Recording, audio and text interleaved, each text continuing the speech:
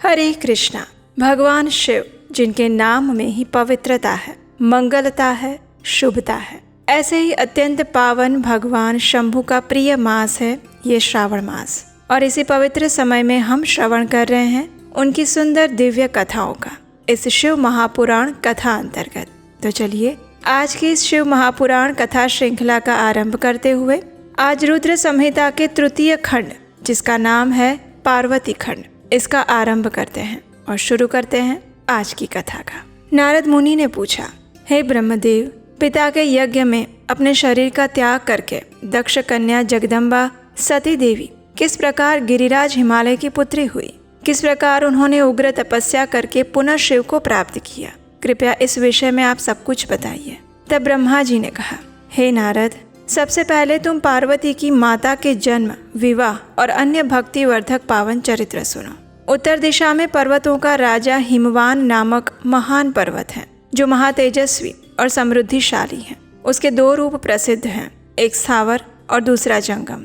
सबसे पहले मैं हिमालय के सूक्ष्म यानी कि स्थावर स्वरूप का वर्णन करता हूँ। वो रमणीय पर्वत अनेक प्रकार के रत्नों का खान है। पूर्व तथा पश्चिम समुद्र के भीतर प्रवेश करके इस तरह खड़ा है मानो भूमंडल को नापने के लिए कोई मानदंड हो। वह अनेक प्रकार के वृक्षों से व्याप्त है और अनेक शिखरों के कारण विचित्र शोभा से संपन्न है। सिंह, व्याघ्र आदि पशु सदैव सुखपूर्वक रहते हैं। हिम का तो वो भंडार है और इसलिए अत्यंत उग्र जान पड़ता है। अनेक प्रकार के दृश्यों से उसकी विचित्र शोभा बढ़ती है। देवता, ऋषि, सिद्ध और मुनि उस पर्वत का आश्रय लेकर रहते हैं और भगवान शिव को तो वो बहुत ही प्रिय है। तपस्या करने का श्रेष्ठ स्थान है। जो मनुष्य हिमालय में जाकर तपस्या करता है उसे शीघ्र ही सिद्धि प्राप्त होती है। अनेक प्रकार के धातुओं की खान और भी शुभ है। वो दिव्य शरीर धारण करके सर्वांग सुंदर रमणीय देवता के रूप में भी विराजमान है और वो उसका जंगम स्वरूप है। भगवान विष्णु का अविकृत अंश है, इसलिए वो शैलराज, साधु और संतों को अत्यंत प्रिय है। एक समय गिरिराज हिमवान ने अपनी कुल परंपरा की स्थिति और धर्म की वृद्धि के लिए विवाह करने की इच्छा व्यक्त की। उस अवसर पर सभी देवता अपने स्वार्थ का विचार करते हुए दिव्य पितरों के पास जाकर प्रसन्नता पूर्वक कहने लगे, हे पितरों, आप हमारी बात ध्यान से सुने। यदि देवताओं का कार्य सिद्ध करना आपको अभिष्ट हो तो शीघ्र ही वैसा कीजिए। आपकी जो ज्येष्ठ पुत्री जो मैना नाम से प्रसिद्ध है वो अत्यंत मंगल रूपिणी है। उसका विवाह आप प्रसन्नता पूर्वक हिमवान से करवा दीजिए। ऐसा करने से आप सभी का कल्याण होगा। देवताओं की बात सुनकर पितरों ने परस्पर विचार करके अपनी स्वीकृति दे दी और अपनी पुत्री मैना को विधि पूर्वक हिमालय के हाथ में दे दिया। उस मंगलमय विवाह में बड़ा उत्सव मनाया गया। जब मैना के साथ विवाह करके हिमवान अपने घर में आ गए तब तीनों लोकों में बड़ा भारी उत्सव हुआ। हिमालय भी अत्यंत प्रसन्न होकर मैना के साथ अपने सुखदायक सदन में निवास करने लगे। उस समय भगवान श्री विष्णु और सभी देवता तथा महात्मा मुनि गिरिराज के पास गए। उन सबको देखकर हिमगिरि ने प्रशंसा पूर्वक, विनय पूर्वक उन्हें प्रणाम किया, उनका स्वागत किया और आदर सत्कार किया। हाथ जोड़कर मस्तक झुकाकर बड़े प्रेम से सबकी स्तुति करने लगा और इससे शैलराज के शरीर में रोमांच हो आया। नेत्रों से प्रेम के आंसू बहने लगे। उन्होंने भगवान विष्णु से कहा, हे प्रभु, आज मेरा जन्म सफल हो गया। मेरी बड़ी भारी तपस्या सफल हुई। मेरी सारी भूमि धन्य हो गई। मेरा कुल धन्य हुआ। मेरी पत्नी और मेरा सब कुछ धन्य हो गया, क्योंकि आप सभी महान देवता एक साथ मिलकर आज मेरे घर पर पधारे हैं। कृपया मुझे उचित कार्य के लिए आज्ञा दीजिए। हिमगिरि का ये वचन सुनकर देवता प्रसन्न हुए और देवताओं ने कहा, हे महाप्राज्ञ हिमाचल, अब हमारी बात सुनो। हम एक विशेष कार्य के लिए आए हैं। पहले जो जगदम्बा उमा दक्ष कन्या सती के रूप में प्रकट हुई थी और रुद्र पत्नी होकर दीर्घकाल तक इस भूतल पर क्रीड़ा करती रही, वे ही अंबिका सती अपने पिता से अनादर पाकर अपनी प्रतिज्ञा का स्मरण करके यज्ञ में शरीर त्याग कर अपने धाम में चली गई हैं। ये कथा सभी लोग जानते हैं। अगर वे सती पुनः तुम्हारे घर में प्रकट हो जाए तो देवताओं को इससे बड़ा लाभ होगा। ये सुनकर गिरिराज हिमालय ने प्रसन्नता पूर्वक आदर से कहा, हे प्रभु, अगर ऐसा हो जाए तो बड़े सौभाग्य की बात है। आप मुझे बताइए उसके लिए मुझे क्या करना होगा। ये सुनकर सभी देवताओं ने बड़े आदर से देवी उमा को प्रसन्न करने की विधि बताई और फिर सभी देवता सदाशिव पत्नी उमा की शरण में गए। एक सुंदर स्थान में स्थित होकर उन्होंने जगदम्बा का स्मरण किया और उनकी स्तुति करने लगे। जगत जननी सती साध्वी महेश्वरी की विस्तृत स्तुति करके अपने हृदय में प्रेम लेकर सभी देवता उनके दर्शन की अभिलाषा से वहां खड़े हो गए। देवताओं के इस प्रकार स्तुति करने पर दुर्गम पीड़ा का नाश करने वाली जगत जननी देवी दुर्गा उनके सामने प्रकट हुई। उनका रूप अत्यंत सुंदर था और उनकी छवि की कहीं तुलना नहीं थी। शिवलोक में निवास करने वाली वे देवी त्रिविध चिन्मय गुणों से युक्त थी। उनकी तेजो राशि के कारण सभी देवता उन्हें अच्छी तरह से देख नहीं पा रहे थे। तब उनके दर्शन की अभिलाषा से देवताओं ने फिर से उनका स्तवन किया और फिर सभी देवता उनका स्पष्ट दर्शन कर पाए। तब सभी देवताओं ने अत्यंत विनम्रता पूर्वक देवी दुर्गा से कहा, हे अंबिके, हम आपके दास हैं। पहले आप दक्ष की पुत्री रूप से अवतीर्ण होकर लोक में रुद्रदेव की वल्लभा हुई थी। उसके बाद पिता से अनादर पाकर अपनी की हुई प्रतिज्ञा के अनुसार आपने शरीर को त्याग दिया और स्वधाम में चली आई। इससे भगवान हर को बड़ा दुख हुआ। आपके चले जाने से देवताओं का कार्य पूर्ण नहीं हुआ, इसलिए हम सभी देवता और मुनि व्याकुल होकर आपकी शरण में आए हैं। आप कृपया भूतल पर अवतीर्ण होइए और पुनः रुद्रदेव की पत्नी बनिए। यथा योग्य ऐसी लीलाएं कीजिए जिससे देवताओं को सुख प्राप्त हो। इससे कैलाश पर्वत पर निवास करने वाले रुद्रदेव भी सुखी रहेंगे। कृपया आप ऐसी कृपा करें जिससे सभी सुखी हो जाए और सारा दुख नष्ट हो जाए। इस प्रकार स्तुति करते हुए सभी देवता अत्यंत प्रेम में मग्न हो गए और ये स्तुति सुनकर शिवा देवी भी प्रसन्न हुई। उन्होंने कहा, हे हरे, हे विधे, हे देवताओं, आप सभी लोग अपने मन से व्यथा को दूर कर दो। मैं आप सब पर प्रसन्न हूँ। आप निश्चिंत होकर अपने अपने स्थान में जाइए। मैं अवतार लेकर मैना की पुत्री होकर उन्हें अवश्य सुख प्रदान करूंगी और रुद्रदेव की पत्नी होऊंगी। भगवान शिव की लीला अद्भुत है। हे देवताओं, उस यज्ञ में जाकर पिता के द्वारा अपने स्वामी का अनादर देखकर जब से मैंने दक्ष जनित शरीर को त्याग दिया है, तभी से वे मेरे स्वामी कालाग्नि रुद्रदेव तत्काल दिगंबर हो गए हैं। वे मेरी ही चिंता में डूबे रहते हैं। उनके मन में ये विचार उठा करता है कि धर्म को जानने वाली सती मेरा रोष देखकर पिता के यज्ञ में गई और वहाँ मेरा अनादर देखकर मुझ में प्रेम होने के कारण उसने अपना शरीर छोड़ दिया। यही सोचकर वे घर बार छोड़कर अलौकिक वेश धारण करके योगी हो गए। मेरे वियोग को वे महेश्वर सहन नहीं कर सके और इसलिए भगवान रुद्र की भी ये अत्यंत इच्छा है कि भूतल पर मैना और हिमाचल के घर में मेरा अवतार हो, क्योंकि वे पुनः मेरा पाणी ग्रहण करने की अभिलाषा रखते हैं और इसलिए उनके संतोष के लिए मैं अवश्य अवतार लूंगी। इस प्रकार सभी देवताओं से कहकर देवी वहां से अंतर्ध्यान हो गई और सभी लोग अपने अपने लोक में चले गए। उसके बाद गिरिराज हिमाचल और मैना दोनों दंपत्ति ने बड़ी भारी तपस्या करना आरंभ किया। वे दिन रात शंभु और शिवा का चिंतन करते हुए भक्ति युक्त चित्त से नित्य उनकी सम्यक रीति से आराधना करने लगे। हिमवान की पत्नी मैना बड़ी प्रसन्नता से शिव सहित शिवा देवी की पूजा करने लगी। मन में संतान की कामना लेकर मैना चैत्र मास के आरंभ से लेकर 27 वर्षों तक प्रतिदिन तत्परता पूर्वक शिवा देवी की पूजा और आराधना में लगी रही। वे अष्टमी को उपवास करके नवमी को लड्डू, बलि सामग्री, पीठी, खीर और गंध पुष्प आदि देवी को भेंट करती। गंगा के किनारे औषधि प्रस्थ में उमा की मिट्टी की मूर्ति बनाकर अनेक प्रकार की वस्तुएं अर्पित करती, उनकी पूजा करती। कभी निराहार रहती तो कभी व्रत के नियमों का पालन करती, कभी जल पीकर रहती तो कभी हवा पीकर रह जाती। 27 वर्ष पूरे होने पर जगन्मयी जगदम्बा उमा अत्यंत प्रसन्न हुई और फिर वे देवी मैना के सामने प्रकट हुई। देवी ने कहा, हे गिरिराज हिमालय की रानी महासाध्वी मैना, मैं तुम्हारी तपस्या से प्रसन्न हूँ। तुम्हारी जो अभिलाषा है उसे बताओ। तब मैना ने प्रत्यक्ष प्रकट हुई कालिका देवी को देखकर प्रणाम किया और उनसे कहा, हे देवी, इस समय मुझे आपका प्रत्यक्ष दर्शन हुआ है। मैं आपकी स्तुति करना चाहती हूँ, इसके लिए आप प्रसन्न होइए। मैना के ऐसा कहने पर सर्वमोहिनी कालिका देवी ने मन में अत्यंत प्रसन्न होकर अपनी दोनों भुजाओं से मैना को हृदय से लगा लिया। इससे उन्हें तत्काल महाज्ञान की प्राप्ति हुई और फिर मैना देवी ने प्रिय वचनों द्वारा भक्ति भाव से देवी की विस्तृत स्तुति आरंभ की। मैना के द्वारा विस्तृत स्तुति करने पर दुर्गा कालिका ने पुनः मैना देवी से कहा, तुम अपना मनोवांछित वर मांग लो। हे हिमाचल प्रिय, तुम मुझे प्राणों के समान प्यारी हो। जो भी इच्छा हो उसे मांगो, मैं अवश्य ही तुम्हें प्रदान करूंगी। ये सुनकर मैना अत्यंत संतुष्ट हुई और इस प्रकार कहने लगी, हे शिवे, आपकी जय हो। हे उत्कृष्ट ज्ञान वाली महेश्वरी, अगर मैं वर पाने के योग्य हूँ तो आपसे श्रेष्ठ वर मांगती हूँ।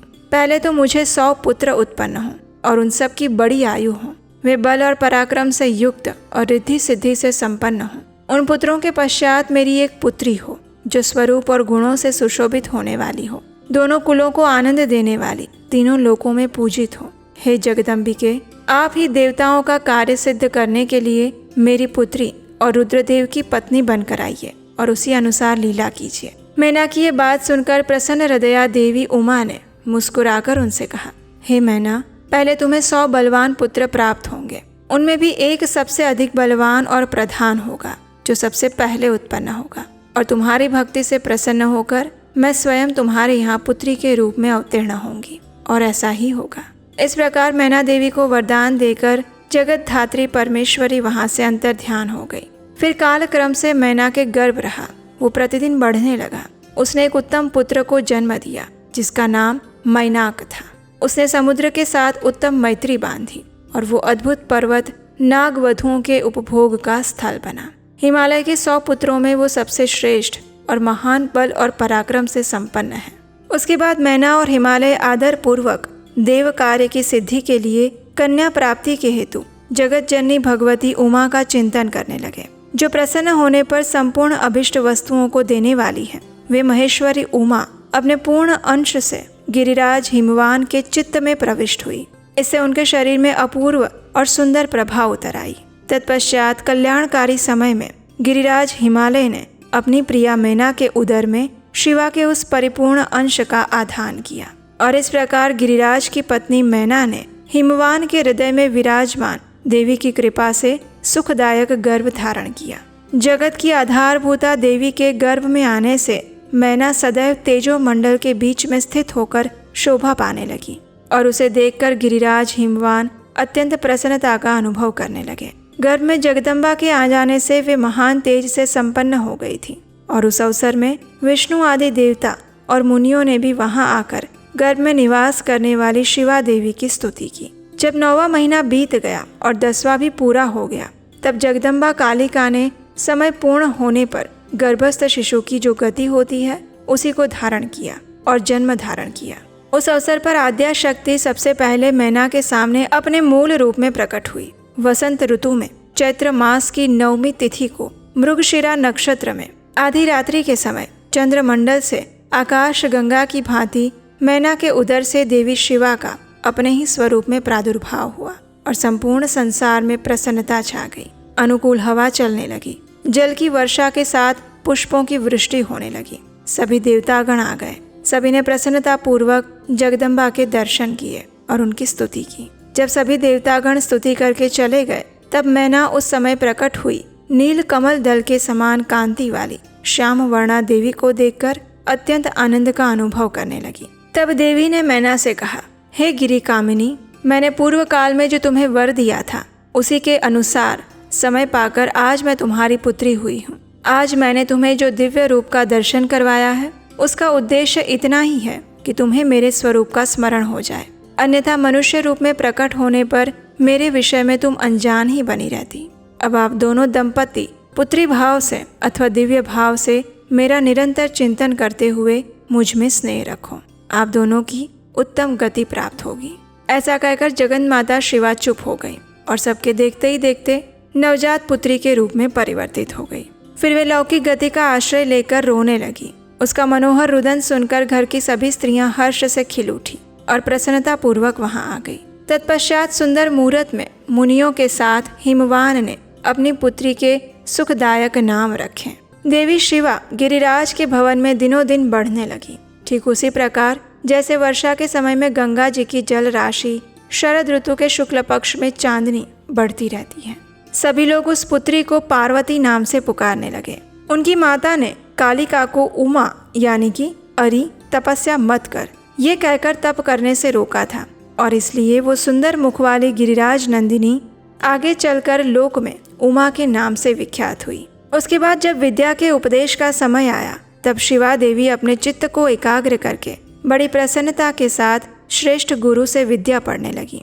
पूर्व जन्म की सारी विद्याएं उन्हें उसी तरह प्राप्त हो गई जिस प्रकार शरद काल में हंसों की पात अपने आप स्वर्ग गंगा के तट पर पहुंच जाती है। एक समय की बात है, हे नारद, तुम भगवान शिव की प्रेरणा से प्रसन्नता पूर्वक हिमाचल के घर गए थे। गिरिराज हिमालय ने तुम्हें घर पर आया देखकर प्रणाम करके तुम्हारी पूजा की और फिर अपनी पुत्री को बुलाकर उससे तुम्हारे चरणों में प्रणाम करवाया।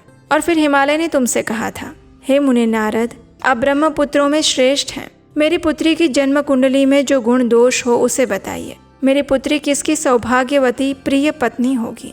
तब हे मुनि श्रेष्ठ, तुम बातचीत में कुशल और कौतुकी तो हो ही। गिरिराज हिमालय के ऐसा कहने पर तुमने कालिका का हाथ देखा, उसके संपूर्ण अंगों पर विशेष रूप से दृष्टिपात किया और फिर इस प्रकार कहा, हे शैलराज और मैना, आपकी ये पुत्री चंद्रमा की आदि कला के समान बड़ी है। समस्त शुभ लक्षण इसके अंगों की शोभा बढ़ाते हैं।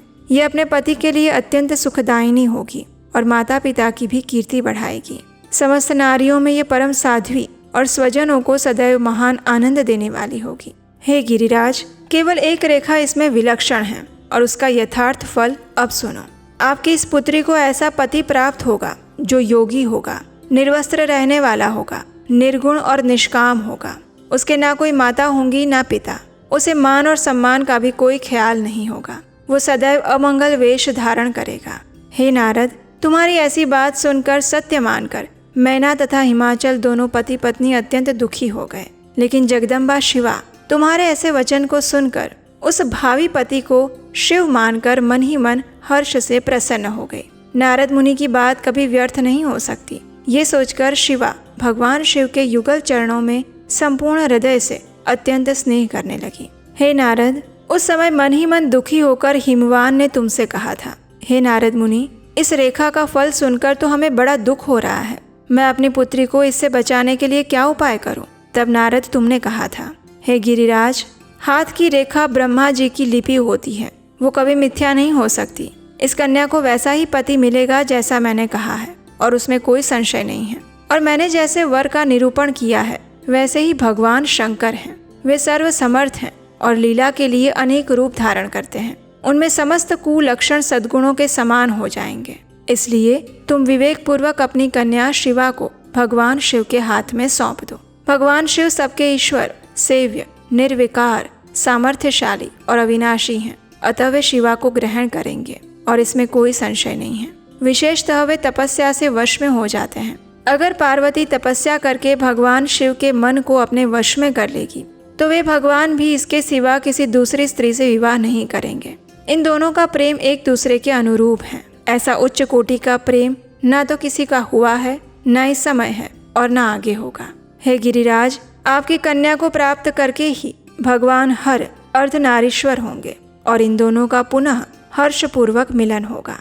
हे गिरिश्रेष्ठ, तुम्हें अपनी ये कन्या भगवान शंकर के सिवा दूसरे किसी को नहीं देनी चाहिए और ये देवताओं का गुप्त रहस्य है।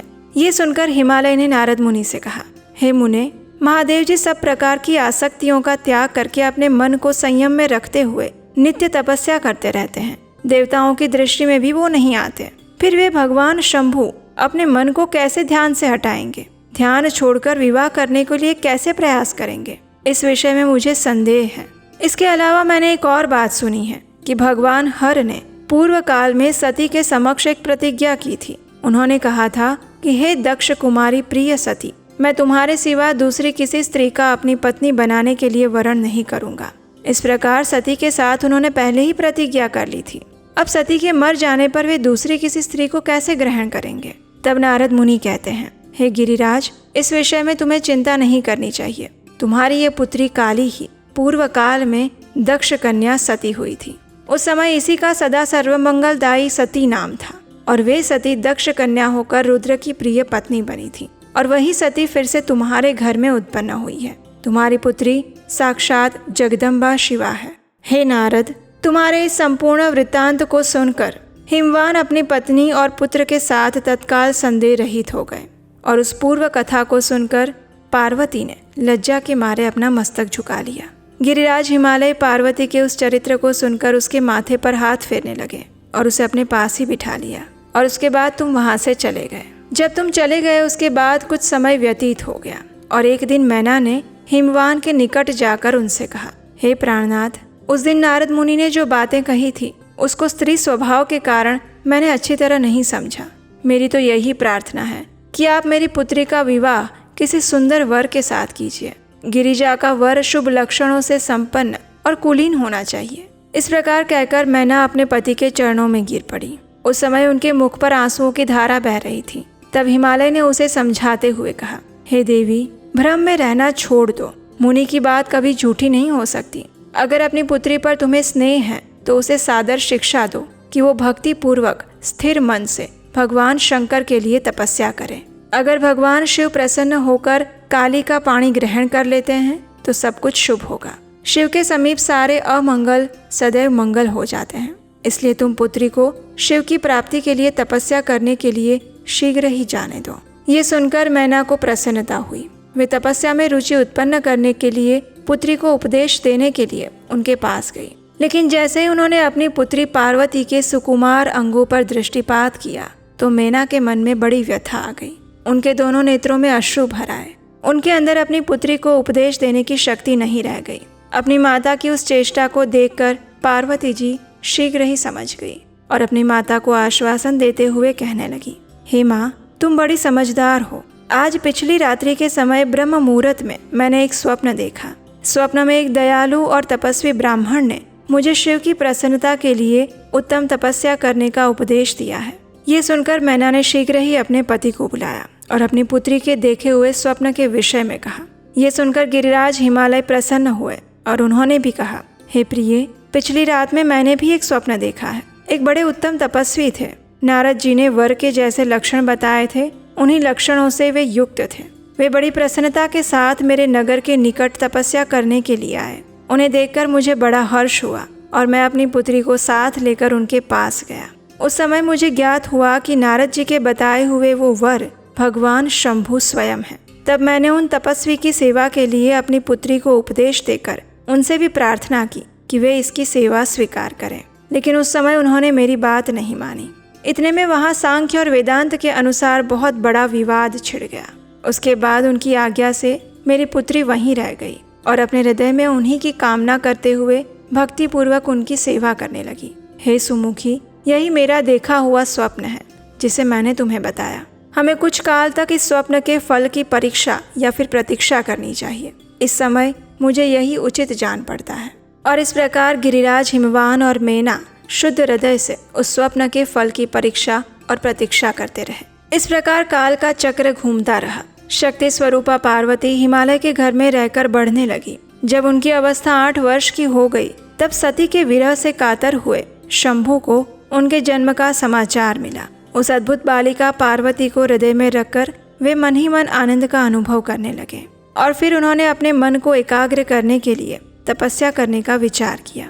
नंदी आदि कुछ शांत पार्षदों को साथ लेकर वे हिमालय के उत्तम शिखर पर गंगा अवतार नामक तीर्थ में आए। जितेंद्रिय हर ने वहीं रहकर तपस्या आरंभ की। उस समय कुछ ही प्रमथगण परमात्मा शंभु की सेवा में रहते थे और वे सबके सब मौन रहते, एक शब्द भी नहीं बोलते। उस समय गिरिराज हिमवान उस औषधि बहुल शिखर पर भगवान शंकर का आगमन हुआ है ये समाचार सुनकर अत्यंत आदर की भावना से वहां आए। सेवकों सहित गिरिराज ने भगवान रुद्र को प्रणाम किया और उस समय हिमालय ने भगवान शिव से कहा, हे महेश्वर, आप दीन वत्सल हैं। आज मेरा जन्म सफल हो गया। आपने यहाँ पदार्पण करने का कष्ट उठाया है। आप मुझे अपना दास समझकर मुझे सेवा के लिए आज्ञा दीजिए। मैं बड़ी प्रसन्नता से अनन्य चित्त होकर आपकी सेवा करूंगा। ये सुनकर महेश्वर ने किंचित आंखें खोली और हिमवान को देखा। फिर भगवान शिव ने शैलराज से कहा, हे हिमवान, मैं तुम्हारे शिखर पर एकांत में तपस्या करने के लिए आया हूँ।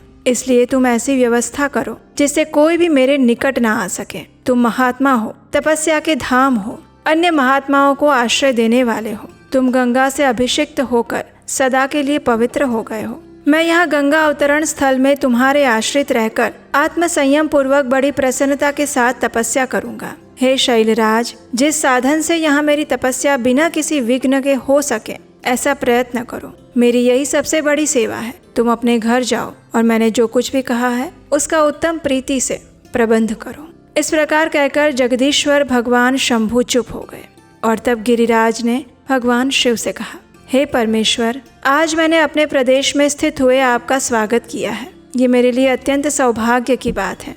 आपने यहाँ आकर मुझे अनुग्रह का भागी बना दिया। यहाँ बिना किसी विघ्न बाधा के आप उत्तम तपस्या कीजिए। मैं आपका दास हूँ, इसलिए सदैव आपकी आज्ञा के अनुसार सेवा करूँगा। ऐसा कहकर गिरिराज हिमालय तुरंत अपने घर वापस चले गए। उन्होंने अपनी प्रिय पत्नी मैना को सारा वृत्तांत कह सुनाया और फिर उन्होंने साथ जाने वाले परिजनों के सहित समस्त सेवक गणों को बुलाकर उन्हें भी ठीक ठीक आदेश दे दिया। उन्होंने कहा, आज से कोई भी गंगा अवतरण नामक स्थान में, जो कि मेरे पृष्ठ भाग में है, वहाँ मेरी आज्ञा मान कर ना जाए। अगर कोई वहाँ जाएगा तो उस महादुष्ट को मैं विशेष दंड दूंगा। और इस प्रकार समस्त गणों को शीघ्र ही नियंत्रित करके हिमवान ने संपूर्ण प्रयत्न किया और भगवान शिव की सेवा करना आरंभ किया। और उसके बाद किस प्रकार वे देवी पार्वती को लेकर भगवान शिव के पास जाते हैं, उसकी कथा हम सुनेंगे हमारे इसी महाशिव पुराण कथा के अंतर्गत अगली कड़ी में। और वो आप सुन पाएंगे कल